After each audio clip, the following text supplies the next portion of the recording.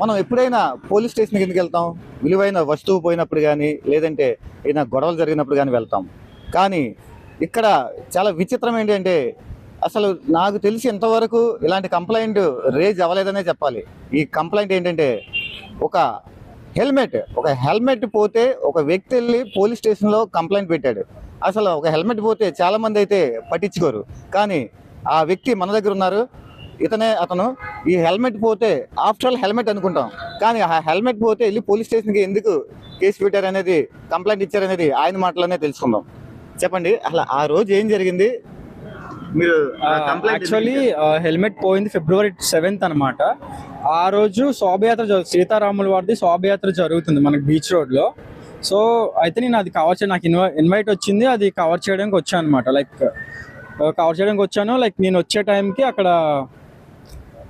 నేను వచ్చే టైంకి అక్కడ శోభయాత్రలు జరుగుతున్నాయి. సో నేను అందుకే హెల్మెట్ అలా పెట్టేసి లాక్ చేయడం మర్చిపోయాను. యాక్చువల్లీ లాక్ ఉంది, బట్ లాక్ చేయడం మర్చిపోయాను. అక్కడ కంగారులో వెళ్ళి వీడియో తీసుకొని వచ్చి ఒక 15 minutes అవుతుంది అంతే. ఇలా వెళ్ళి వచ్చేలోపు అక్కడ హెల్మెట్ లేదనమాట.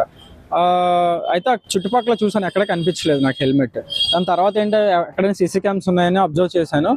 నా వెహికల్ ఎక్కడైతే పెట్టానో దాని బ్యాక్ సైడ్ ఒక సీసీ క్యామ్ ఉంది, అక్కడ క్రాఫ్ట్ బజార్ దగ్గర. సో మనకి కాళీమాత టెంపుల్ ఉంటుంది కదా, సో కాళీమాత టెంపుల్ ఎక్కడైతే ఉందో దాని పక్కన క్రాఫ్ట్ బజార్ ఒకటి ఉంది.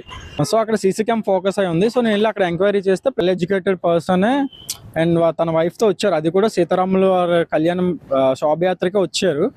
వచ్చి ఆ జెండా లైన్ పెట్టుకుని పక్కన బైక్ ఉంది నాది, హెల్మెట్ ఇలా తీసుకొని కింద పెట్టుకొని వెళ్ళిపోయారు అనమాట. సో సరే అంటే లైక్ చిన్నపిల్ల ఎవరైనా అయితే నేను వదిలేసేవాడిని, ఒక వెల్ ఎడ్యుకేటెడ్ పర్సన్ ఇలా తీయడం నాకు ఎందుకో నచ్చలేదు అనమాట. మామూలుగా అసలు హెల్మెట్ అనేది అంటే పోలీస్ స్టేషన్కి వెళ్ళడానికే ఇబ్బందికరమైన పరిస్థితి. ఆఫ్టర్ ఆల్ హెల్మెట్ పోయింది, ఆఫ్టర్ ఆల్ అని అనకూడదు, ఎవరి స్తోమత అనుకుంటుంది. కానీ ఒక హెల్మెట్ పోతే పోలీస్ స్టేషన్కి వెళ్ళి మీరు కంప్లైంట్ అసలు ఏ విధంగా ఇచ్చారు మీరు? సో యాక్చువల్లీ నేను డైరెక్ట్గా కమిషనర్ గారికి కంప్లైంట్ పెట్టాను ఆయన వాట్సాప్ నెంబర్కి. సో ఇమీడియట్గా నాకు 1/2 hourలోనే రెస్పాన్స్ వచ్చింది. సో మీరు అడిగిన క్వశ్చన్కి like helmet maybe 1000 rupees 2000 rupees కావచ్చు, బట్ ఇలాగ చాలా మంది పోయినాయి. దానికి సాక్ష్యం ఏంటంటే మార్నింగ్ ఒక రీల్ పెట్టామన్నమాట. సో రీల్ పెడితే దానికి ఆల్మోస్ట్ చాలా మంది ఒక 100 members అన్న నాది రీసెంట్గా హెల్మెట్ పోయింది అని ఉంది. సో అక్కడ హెల్మెట్ తీసేయడం అది ప్రాబ్లం కాదు, ఆ తీసేవాడు మైండ్ సెట్ అనేది. లైక్ హెల్మెట్ అనేది చాలా చిన్న వస్తువే, కానీ ఆ తీయడం వల్ల ఇప్పుడు నేను ఇక్కడ నుంచి వేరే దగ్గర లొకేషన్కి వెళ్ళాలి, అప్పుడు ఏంటి ఈ గ్యాప్లో నాకు ఏమైనా యాక్సిడెంట్ అయితే ఇన్సిడెంట్ ఏమైనా అయితే నాకు ఎవరు సపోర్ట్గా రారు కదా. ఇలా హెల్మెట్ పోయింది అనేది కూడా ఎవరు పట్టించుకోరు. అలాగే నేను రిటర్న్ ఇంటికి వెళ్ళే టైంలో పోలీసులు కూడా నన్ను ఆపే స్కోప్ ఉంటుంది. అప్పుడు నేను వాళ్ళకి ఏం చెప్పలేను కదా, ఆబ్వియస్లీ నేను ఫైన్ కట్టాలి హెల్మెట్ లేదు అన్నందుకు. సో ఇలాంటి ప్రాబ్లమ్స్ చాలా మంది ఫేస్ చేస్తారు. సో అందుకనే లైక్ నేనైతే నాకు అక్కడ ఉన్న సీసీటీవీ ఫుటేజ్కి ఆయన నెంబర్ ప్లేట్ బ్లర్ వస్తుంది.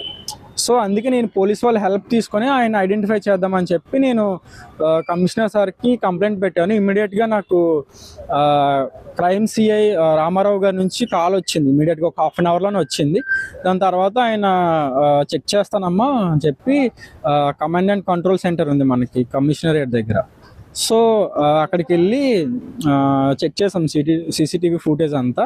చెక్ చేసిన తర్వాత ఆయన వెళ్ళే వే ఐడెంటిఫై అయింది, కానీ ఆయన వెహికల్ నెంబర్ స్కూటీది బ్లర్ వస్తుంది అనమాట. సో ఆ విధంగా ఆయన మిస్ అయ్యాడు. బట్ ఈవెన్ మిగతా సీసీ క్యామ్స్ ఎక్కడెక్కడ ఏమి ఉన్నాయో అవి ట్రై చేస్తున్నారు అన్నమాట.